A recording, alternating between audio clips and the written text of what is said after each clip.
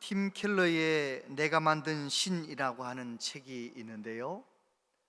현대인들이 여러 가지 우상을 스스로 만들고 섬기며 우상에 매여 살아간다는 이야기를 쭉 설명하는 글입니다.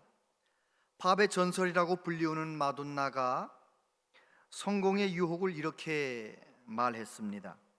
나는 엄청난 의지의 소유자이지만 여태껏 내 모든 의지는 늘 끔찍한 열등감을 극복하는 데 있었다. 열등감의 주문을 깨면 당장은 특별한 사람이 되지만 다시 무대에 서면 내가 평범하고 재미없어 보인다. 늘 그 반복이다. 나의 삶의 동력은 평범함에 대한 아찔한 두려움에서 온다. 그것이 나를 몰아간다. 또 몰아간다. 이미 대단한 존재가 되었음에도 여전히 내가 대단한 존재임을 증명해야 하기 때문이다. 내 고뇌는 끝난 적이 없으며 아마 영영 끝나지 않을 것이다. 얼마나 많은 그의 팬들이, 전 세계의 팬들이 마돈나를 환호하고 마돈나를 얼마나 좋아하는데 마돈나 마음 가운데는 이런 고뇌가 있다는 것입니다. 자기는 행여라도 사람들에게 평범해 보일까봐, 그냥 그러고 그런 가수일까봐 자기는 다른 사람들이 입지 않는 옷 입어보고 다른 사람들이 하지 않는 춤 추고 전혀 뜻밖의 일들을 벌이면서 퍼포먼스하고 그러면서 이제 팝송을 부르죠. 그런데 그가 하는 말이, 내가 그렇게 하는 이유는 내가 평범해 보이지 않으려고 최선을 다해서 특별하게 행동하지만 그 이유는 내가 평범해 보이면 사람들이 환호하지 않을 거고 환호하지 않으면 자기는 두렵다는 거예요. 사람들에게 인정받지 못하고 버림받을까 봐 두렵다는 거예요. 그래서 자기가 특별한 퍼포먼스를 통해서 사람들이 환호할 때 그 짜릿한 그 기쁨이 있는데, 성취감이 있는데 그 성취감이 효력이 오래가지 않는다는 거예요. 또다시 다음번 무대에서 어떻게 사람들을 또 열광시킬 건가, 그런 고민에 빠져서 살아간다는 거죠. 성공이라고 하는 우상, 사람들에게 인정받아야 한다는 그 우상, 그 우상에 쫓겨서 일평생을 살아가고 있고 죽을 때까지 그럴 것 같다라고 말하는 마돈나의 그 마음, 이것은 마돈나만의 이야기가 아닙니다. 현대인들이 자기마다 저마다 다 우상이 있어요. 돈을 우상으로 섬기고 사는 사람, 권력을 우상으로 섬기고 사는 사람, 쾌락을 우상으로 섬기고 사는 사람, 자녀를 우상으로 섬기고 사는 사람, 건강을 우상으로 섬기고 사는 사람, 아무튼 여러 가지 우상들을 저마다 섬기는데 마음 가운데 그런 우상을 섬기는 사람들은 일평생 거기에 끌려다니는 거예요. 건강, 돈, 인정받아야 되니까요. 그렇지 않으면 삶의 의미가 없어 보이는 그런 자기의 느낌 때문에 늘 쫓기는 삶을 살아가는 것이죠. 팀 켈러 목사님은 그 책에서 그런 이야기를 합니다. 현대인들이 그 우상에서 벗어나서 자유해지는 길이 딱 한 가지가 있다. 그것은 자기가 붙들고 있는 우상이 주는 잠깐의 행복 말고 영원한 행복, 참된 만족을 주시는 하나님을 만날 때, 그때서 이제 자유해질 수 있다는 거예요. 우리 마음 가운데 늘 솟아나는 우상은 끊어낼 수 없고, 욕심은 끊어낼 수 없고, 내 우상의 그 자리에 예수님을 딱 모실 때, 그때서 우리는 자유인이 될 수 있다. 예수님 말씀하셨잖아요. 그러므로 예수께서 자기를 믿은 유대인들에게 이르시되 너희가 내 말에 거하면 참으로 내 제자가 되고 진리를 알지니 진리가 너희를 자유롭게 하리라. 할렐루야. 그렇습니다. 예수님은 예수님의 삶을 통하여, 십자가를 통하여 하나님이 우리를 얼마나 사랑하신다는 진리를 가르쳐 주셨어요. 예수님을 통해서 나를 사랑하신 하나님, 그 놀라운 진리를 깨달은 사람, 그 사람이 내 마음 가운데 주님 모시고 자유인의 삶을 살아갈 수가 있다는 것입니다. 저와 여러분들, 나를 위해 죽으시고 다시 사신 예수님, 다시 오실 예수님, 그 예수님을 나의 왕으로, 나의 주님으로 모시고 자유를 누리며 살아가는 우리 모두 되기를 바랍니다. 오늘 주신 말씀은 예수님께서 나귀를 타고 예루살렘에 입성하시고 그날 이제 몇 명의 헬라인들이 예수님을 찾아와서 예수님 만나고 싶다는 것입니다. 그런데 그날 예수님께서 하셨던 그 말씀, 그 속에서 우리가 꼭 붙들어야 할 세 가지 메시지를 붙들길 원합니다. 첫 번째, 하나님의 뜻을 이루는 것이 영광입니다. 20절부터 보면 명절에 예배하러 올라온 사람 중에 헬라인 몇이 있는데 그들이 갈릴리 베세다 사람 빌립에게 가서 청하여 이르되 선생이여 우리가 예수를 배웁고자 하나이다 하니 빌립이 안드레에게 가서 말하고 안드레와 빌립이 예수께 가서 여쭈니 예수께서 대답하여 이르시되 인자가 영광을 얻을 때가 왔도다. 예수님께서 예루살렘에 입성하셨던 그날 헬라인들이 찾아왔다는 말씀을 안드레와 빌립을 통해 듣고 뜻밖의 말씀을 하시는 거죠. 인자가 영광을 얻을 때가 가까이 왔도다. 우리는 그날부터 5일 후에 어떤 일이 벌어지는 것 알잖아요. 예수님도 알고 계셨어요. 5일 후에 십자가에 못 박혀 돌아가시는 것을 알고 계시면서 인자가 영광을 얻을 때가 가까이 왔다라고 말씀하시는 우리 예수님, 왜 그렇게 말씀하셨을까요? 우리 예수님은 하나님의 뜻을 분명히 알고 계셨어요. 그래서 이 세상 살아계실 때 자주 예수님의 죽음에 관한 말씀을 하셨어요. 요한복음 3장에 보니까 모세가 광야에서 뱀을 든 것 같이 인자도 들려야 하리니 이는 그를 믿는 자마다 영생을 얻게 하려 하심이니라. 마태복음 20장 28절 같이 한번 읽어보세요. 시작. 인자가 온 것은 섬김을 받으려 함이 아니라 도리어 섬기려 하고 자기 목숨을 많은 사람의 대속물로 주려 함이니라. 예수님은 하나님의 뜻이 무엇인지 분명히 알고 계셨어요. 그래서 모세가 광야에서 뱀을 든 것 같이 불뱀에 물려서 원망불평하다가 불뱀에 물려서 독사에 물려서 죽어가는 사람들을 위해서 하나님께서 놋뱀을 높이 장대에다 올려 달라는 거예요. 누구든지 불뱀에 물린 사람은 저 놋뱀을 보면 살리라. 그 말씀을 하시면서 나도 십자가에 그렇게 높이 들리는 날이 온다는 거예요. 죽으시는 날이 온다는 거예요.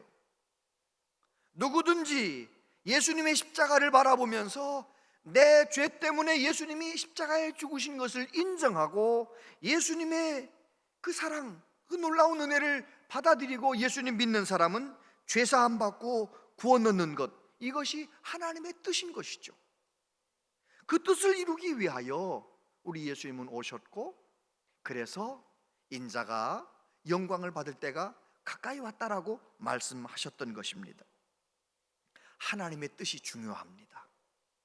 예수님께서 기도를 가르치실 때 그러므로 너희는 이렇게 기도하라. 하늘에 계신 우리 아버지여, 이름이 거룩히 여김을 받으시오며 나라가 임하시오며 뜻이 하늘에서 이루어진 것 같이 땅에서도 이루어지이다. 아멘.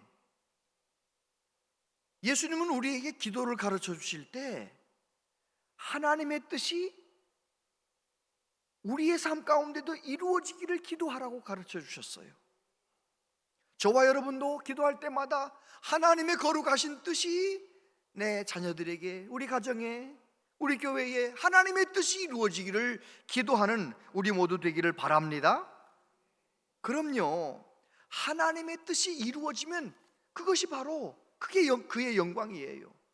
예수님께서 하나님의 뜻을 이루심으로 십자가에 죽으셔서 예수님이 영광스럽게 되시는 것이죠. 예를 들자면 이 마이크는 만든 사람의 목적에 따라서, 뜻에 따라서 말하는 사람의 말을 잘 받아들여서 앰프로 보내는 그 일을 잘하면 이게 영광스러운 마이크가 되는 거예요. 저와 여러분도 마찬가지입니다. 내 뜻대로 내가 원하는 것 다 이루며 살면 영광스러운 삶인 것 같지만 아닙니다. 그게 아니라 나를 향하신 하나님의 뜻이 있어요.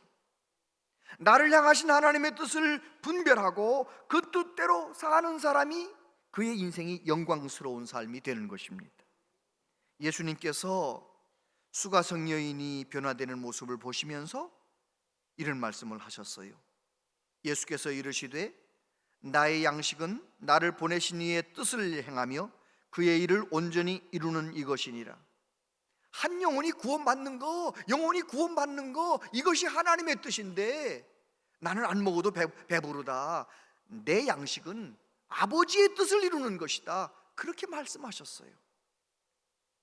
또 요한복음 6장 39절 40절에 보면 나를 보내신 이의 뜻은 내게 주신 자 중에 내가 하나도 잃어버리지 아니하고 마지막 날에 다시 살리는 이것이니라.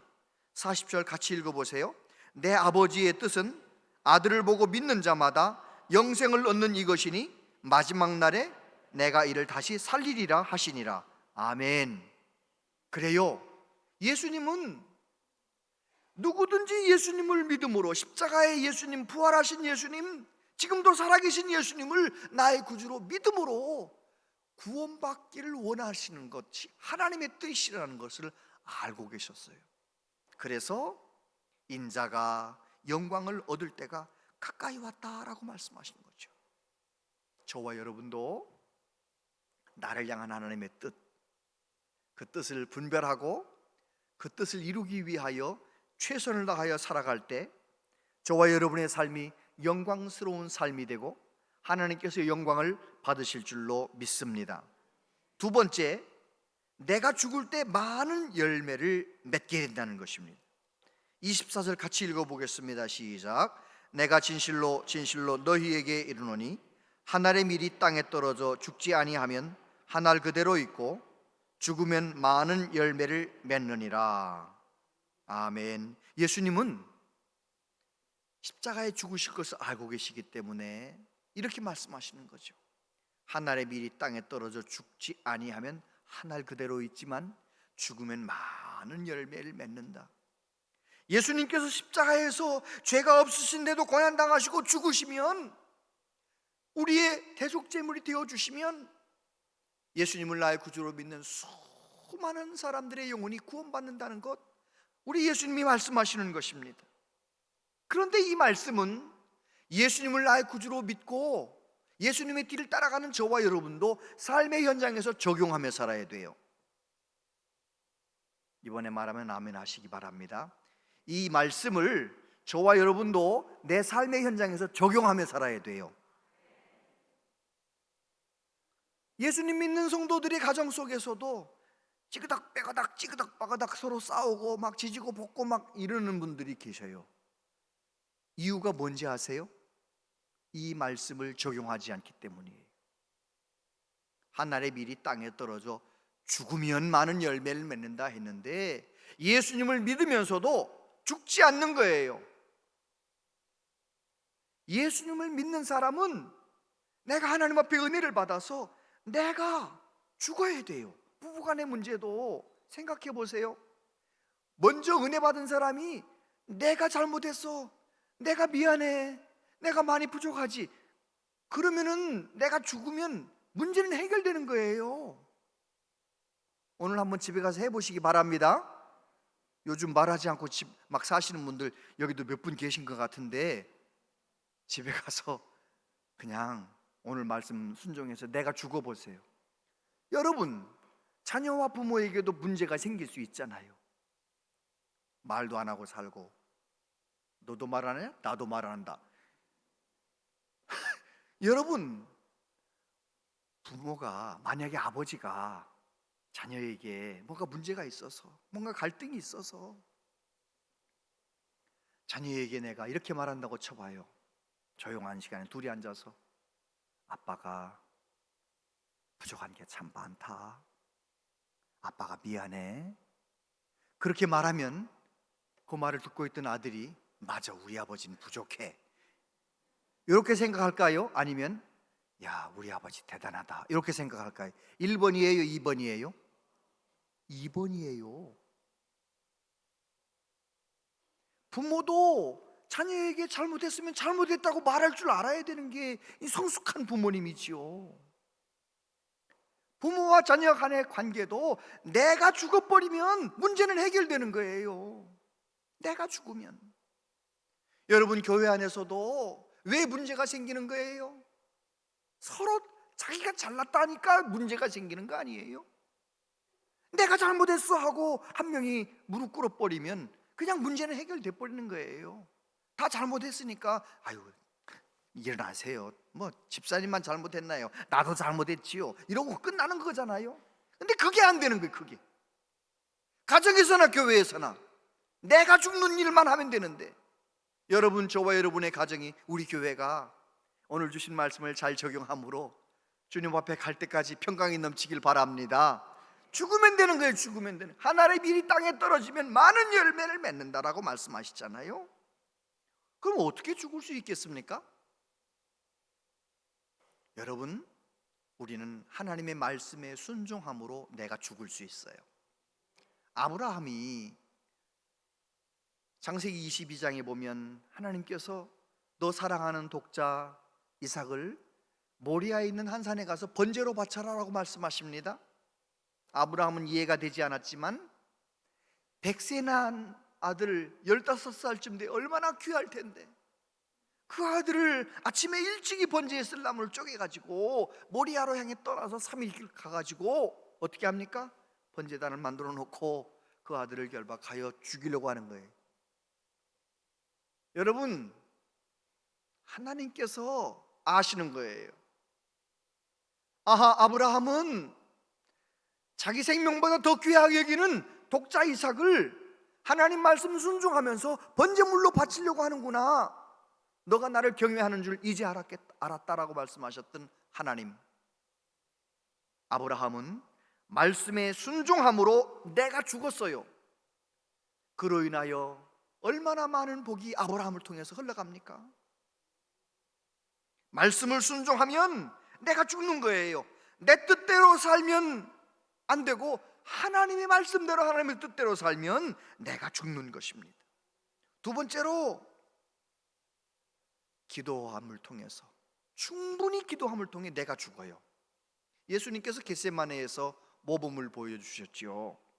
마가복음 14장 36절, 이르시되 아빠 아버지여, 아버지께는 모든 것이 가능하오니 이 잔을 내게서 옮기시옵소서. 그러나 나의 원대로 마시옵고 아버지의 원대로 하시옵소서. 예수님은 말씀하시기를 기도할 때 이것은 구하고 저것은 구하지 말라 그러셨어요? 무엇이든지 구하라 하셨어요? 무엇이든지 구하라 하셨죠. 예수님이 지금 겟세마네 동산에서 아버지여, 이 잔을 내게서 옮겨주시옵소서, 이 십자가의 잔 내가 지고 싶지 않습니다, 이거 옮겨주시옵소서. 이거 기도가 제대로 된 기도예요? 좀 틀린 기도예요? 예수님께서 하면 안 되는 기도를 지금 하고 계시는 거예요. 그렇잖아요. 예수님은 영원 전부터 계획하신 하나님의 뜻을 이루기 위하여 십자가에서 죽으시려고, 십자가의 잔을 이제 마시려고 오신 분이신데 이 잔을 내게서 옮겨달라고 말씀하시니 그게 합당한 기도냐 말이에요. 그런데 우리 예수님이 우리에게 무엇을 모범으로 보여주셨느냐면, 예수님은 정말 원하셨어요. 정말 마음 가운데 하나님께 버림받는 것이 너무너무 싫어서 할 수만 있으면 이 잔을 내게서 옮겨주시옵소서, 그 기도를 피땀 흘리며 기도하시는 거예요. 그런데 피땀 흘리며 그렇게 기도하면 반드시 어디로 넘어갑니까?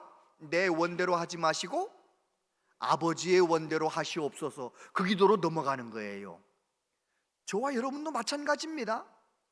기도를 하다 말기 때문에 아버지의 원대로 하시옵소서 기도로 안 넘어가는 거지, 기도를 제대로 하면 반드시 내 뜻대로 하지 마시고 아버지의 원대로 하시옵소서 기도로 넘어가게 돼 있어요. 제가 예전에 말씀드렸잖아요.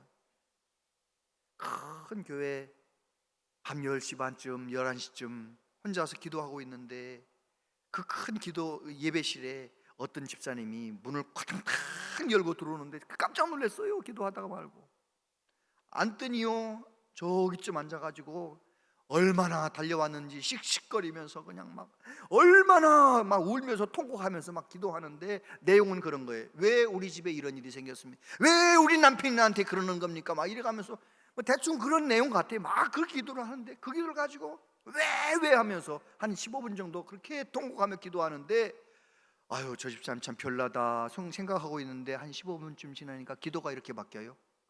하나님, 우리 가정을 구원해 주시니 감사합니다. 우리 가정의 주인은 하나님이십니다. 기도의 내용이 바꿔지더라니까요. 여러분은 안 그러셨나요? 저도 그랬거든요. 저도 하나님 앞에 어떤 억울하고 답답한 문제 가지고 간절히 기도하다가 울며 기도하다 보면 언제 어느새 나는 나 같은 아무것도 아닌 것을 주의 종 삼아 주신 걸 감사합니다 기도 내용이 바뀌어 있는 거예요. 예수님께서 이 잔을 내게서 옮겨 주시옵소서 간절히 기도하시다가 결국은 어디로 넘어가시느냐? 내 아버지 내 원대로 하지 마시고 아버지의 원대로 하시옵소서 기도로 넘어가는 것이죠. 이것을 통해 우리에게 뭘 보여주시느냐? 우리는 기도 생활을 통하여 충분히 기도하는 생활을 통하여 내가 죽어지는 것을 보여주시는 거예요. 한날의 밀이 땅에 떨어져 죽기를 원하십니까? 하나님 앞에 열심을 다해 기도하는 기도의 사람 되시기를 바랍니다. 그러면 되는 것입니다. 기도하면 하나님께서 내 심령을 만져주시고 내가 죽어지게 만드시는 것입니다. 내가 죽으면 어떤 일이 생깁니까? 그곳에 놀라운 일이 일어나는 거예요. 에스더서를 보면 에스더가 뭐라고 말합니까? 수산성에 있는 모든 사람들 다 3일 동안 금식해 주세요. 나도 금식하고 왕이 부르지 않아도 왕한테 나가겠습니다. 죽으면 죽으리다. 죽으면 죽으리다. 내가 죽으려고 작정을 하니까 다 사는 길이 열리는 거예요. 할렐루야. 내가 죽으면 다 사는 길이 열리는 거예요. 그건 가정도 그렇고 민족도 그렇고 교회도 그래요. 우리 교회가 교육관 건축을 위해서 기도하고 있잖아요. 만약에 우리 교회는 온양에서 제일 가는 교회가 돼야 되고 더 큰 건물, 더 큰 교육관, 더 큰 땅, 만약에 그러고만 있으면 우리 교회는 하늘의 밀알이 땅에 떨어져 죽는 교회가 되지 못하고 자기 배만 불리는 교회가 될 수 있어요. 우리 교회가 교육관을 짓는 목적도 무엇입니까? 그곳에 와서 지역 주민들이 와서 마음껏 실내 체육관에서 놀고 또 카페에서 마음껏 교제하고 더 많은 지역 주민들에게 혜택을 나누기 위해서 짓는 거 아니에요? 아멘? 그곳에서 어르신들 점심 한 끼만이라도 좀 잘 이렇게 따뜻한 밥 한 그릇씩 꼭 대접해 드리는 교회. 우리 교회는 그런 교회. 이 지역의 많은 할머니 할아버지들이 와서 점심에 식사하시고 두런두런 얘기하시고 안마기에서 안마 받고 가시고 그런 교회가 됐으면 좋겠어요. 할렐루야. 그러면 우리 교회가 재정을 많이 써야 할 거 아니에요? 여러분, 지역사회에 흘러보내기 위해서 재정을 많이 쓰면 우리 교회가 가난해질 것 같습니까? 아닙니다. 죽으면 많은 열매를 맺느니라. 할렐루야. 개인도 그렇고요, 교회도 그렇고요. 내가 죽으면 되는 것입니다. 내가 낮아지면 되는 것입니다. 내가 섬기면 되는 것입니다. 예수님처럼. 세 번째, 내 욕심을 죽이고 예수님을 따르면 귀하게 됩니다. 25절부터 보니까 자기의 생명을 사랑하는 자는 잃어버릴 것이요 이 세상에서 자기의 생명을 미워하는 자는 영생하도록 보존하리라. 사람이 나를 섬기려면 나를 따르라. 나 있는 곳에 나를 섬기는 자도 거기 있으리니 사람이 나를 섬기면 내 아버지께서 그를 귀히 여기시리라. 할렐루야. 여러분, 여기 보면 자기의 생명을 미워하는 사람, 자기의 생명을 사랑하는 사람이 나와 있잖아요. 이게 무슨 뜻일까요? 자기의 생명, 저와 여러분 안에는, 모든 사람 안에는 어떤 마음이 들어있느냐? 내가 하나님 되려고 하는 마음이 들어있어요. 내가 나를 섬기는 거예요.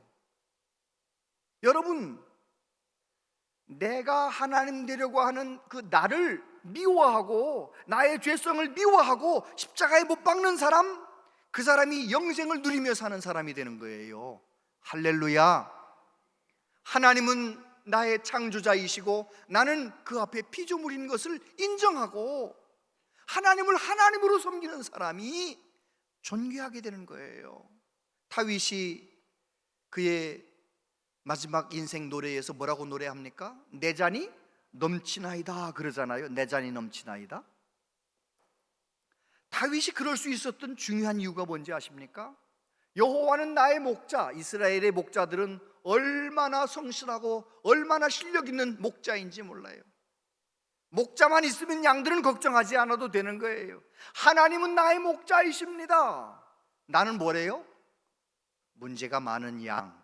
나는 목자 없으면 아무것도 아닌 양. 하나님은 나의 목자, 나는 양.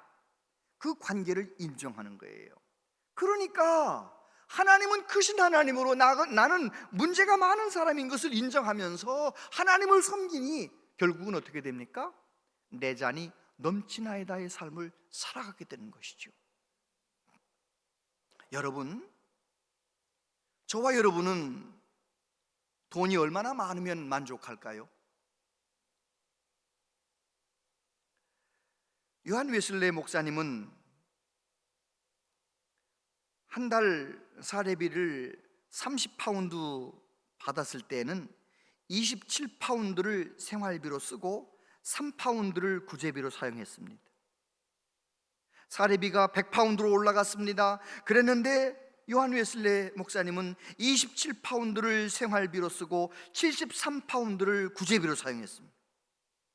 사례비가 300파운드로 올라갔습니다. 생활비는 27파운드로 쓰고 구제비는 273파운드를 사용했어요. 무엇을 얘기하는 것입니까? 초심을 잃지 않고 하나님 앞에서 그렇게 일평생 사니 내 잔이 넘치나이다의 삶을 사는 것이죠. 예를 들어 보겠습니다. 이 컵에 물이 들어있어요.